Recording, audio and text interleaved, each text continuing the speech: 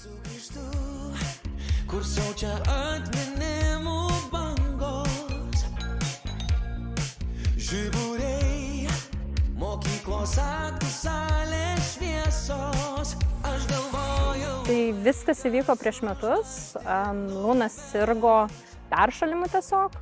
Tai buvo 3 kartas iš eilės, mes nuvykom pas šeimos gydytoją, atliko kraujo tyrimus, viskas buvo tvarkoje, buvo per savaitgalį pablogėjimas, tai sukilusi temperatūra, bėrimas atsiradęs ir bendras pablogėjimas. Nuvykom vėl pas šeimos, padarė kraujo tyrimus ir išsiuntė mus į Santaros klinikas.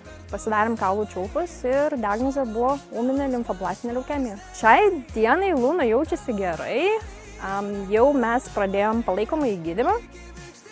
Pagrinde praleidom virš pusę metų ligoninėje pastoviai, nes buvo intensyvioji chemoterapija. O dabar jau džiaugiamės laisvę ir gyvenimu, einam į darželį ir va.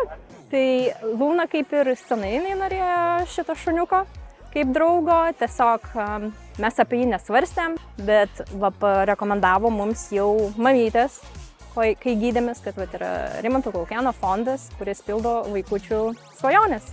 Ir nusprendėm parašyti laišką ir labai tikėjomės, kad jį išsipildys.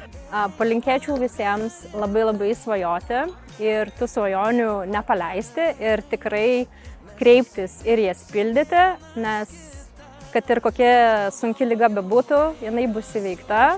Norėčiau pasakyti labai didelį ačiū Sauliui Paužai už šitą suorganizuotą renginį ir pritraukimą visų žmonių jame dalyvauti ir prisidėti prie svajonių.